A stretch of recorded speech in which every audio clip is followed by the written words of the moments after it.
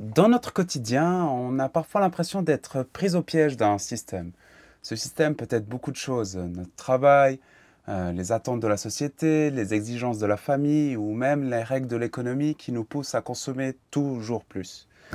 On se retrouve souvent à courir après quelque chose sans jamais vraiment se sentir comblé. Je suis tombé sur cet autocollant qui dit: «Tu détestes le capitalisme, tu ne détestes pas les lundis». Ce message reflète une frustration que beaucoup ressentent. On se dit que c'est peut-être le système économique, le capitalisme qui nous enferme dans une routine sans fin, mais est-ce vraiment cela le problème? Ou y a-t-il quelque chose de plus profond qui manque dans nos vies? Quelque chose qui pourrait donner du sens à tout ce qu'on fait? Notre vie est composée de plusieurs systèmes ou couches. Il y a le système économique où on travaille pour gagner de l'argent et consommer, le système social qui nous pousse à chercher la reconnaissance des autres, le système familial avec ses attentes et ses responsabilités, et le système scolaire qui nous dit qu'il faut réussir selon certains standards. Par exemple, imaginez une personne qui travaille dans un bureau, qui se lève chaque jour, pour effectuer des tâches répétitives, cette personne, elle pourrait se dire: «Mais j'en peux plus de ce système, je me sens prisonnier, prisonnière de ce travail». Mais la réalité, c'est que même en changeant de job, cette insatisfaction peut persister. Car le problème n'est pas seulement lié au travail ou à l'argent. Le vrai problème, c'est l'absence de sens profond dans ce qu'elle fait. On se sent souvent frustré parce qu'on attend de ces systèmes qu'ils nous rendent heureux, qu'ils nous comblent notre vie. Mais ni le travail, ni l'argent, ni même la reconnaissance sociale ne peuvent nous apporter un bonheur profond. Ils sont nécessaires, oui, pour organiser notre quotidien, mais ils ne sont pas faits pour donner du sens à notre existence. Imaginez quelqu'un qui passe des heures sur les réseaux sociaux, qui voit des influenceurs, qui affichent des vies de rêve, waouh, et pense: si seulement j'avais plus d'argent ou plus de succès, je serais heureux, je serais heureuse. Mais même en atteignant ces objectifs, un vide persistera, car le bonheur profond ne vient pas des biens matériels ou du statut social. Il vient de quelque chose de plus grand, de plus spirituel. Et c'est là que Jésus intervient. Dans la foi chrétienne, Jésus n'est pas seulement un guide spirituel, il est le logos, le sens ultime, la parole de Dieu incarnée. Et on peut lire dans l'évangile de Jean, au chapitre 1, à partir du verset 1, au commencement, la parole existait déjà. La parole était avec Dieu, et la parole était Dieu. Le logos, c'est ce qui donne sens à tout. En suivant Jésus, on découvre que chaque aspect de notre vie, chaque système peut être intégré dans un plan plus grand, unifié par l'amour de Dieu. Par exemple, imaginez un enseignant qui voit son travail comme bien plus qu'un simple emploi pour gagner sa vie.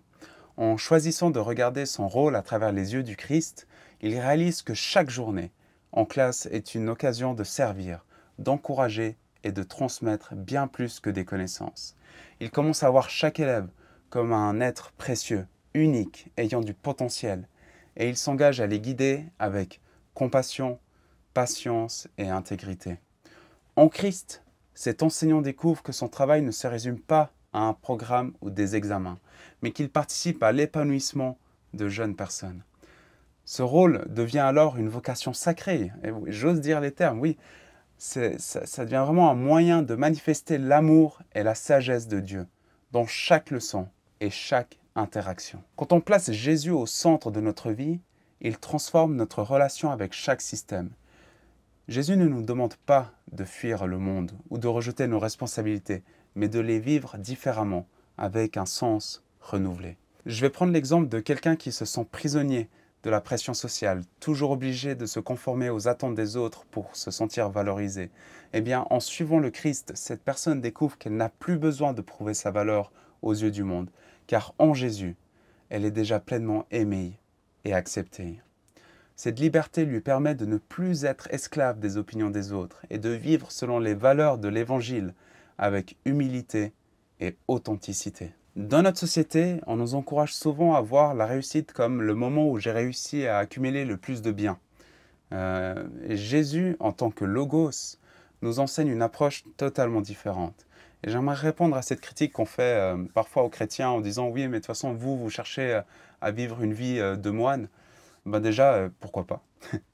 Mais c'est pas ça. Il ne s'agit pas de rejeter l'argent ou les possessions, mais de leur donner une place juste et équilibrée. Les ressources que nous avons, qu'elles soient modestes ou importantes, peuvent être des moyens d'exprimer notre foi en apportant de la valeur autour de nous.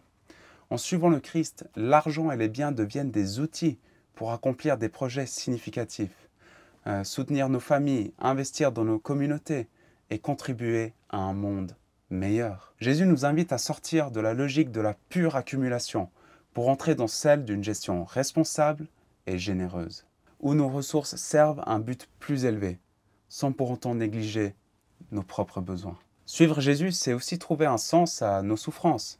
Jésus a lui-même souffert, connu l'injustice et le rejet. Quand nous traversons des moments difficiles, il est là, avec nous. Il transforme nos souffrances et nous apprend à les vivre avec foi, comme un chemin de transformation. Imaginez quelqu'un qui subit des injustices au travail, qui se sent incompris. En suivant Jésus, cette personne trouve un compagnon, mais vraiment un compagnon fidèle, qui comprend sa douleur, car Jésus aussi a été rejeté. Elle peut offrir sa souffrance en union avec celle du Christ, et ainsi découvrir une force intérieure, une paix que le monde ne peut pas offrir. Cette souffrance prend alors un sens, elle devient un moyen de se rapprocher de Dieu. Quand on suit Jésus, tout change. Au lieu de se sentir perdu dans les systèmes, on découvre que chaque couche de notre vie, chaque système, qu'il s'agisse du travail, des relations, de l'argent, trouve un sens plus profond en lui. Jésus, en tant que Logos, nous montre que notre vie n'a pas besoin de rester enfermée dans les attentes de la société ou dans les pressions de notre époque. Je reviens à cet autocollant. Tu détestes le capitalisme, tu ne détestes pas les lundis. Et ce que cet autocollant ne nous dit pas, en fait, c'est que notre frustration ne vient pas seulement du système économique, mais d'un manque de sens, d'un manque de transcendance dans notre quotidien. On critique le capitalisme, mais ce qui nous manque, c'est un but plus élevé, quelque chose qui va au-delà des structures humaines. Oui, oui, le capitalisme n'est pas parfait. Il engendre des inégalités, pousse à la surconsommation et parfois écrase les plus vulnérables au profit des plus puissants. Ces défauts sont bien réels et les critiques à son encontre sont tout à fait légitimes.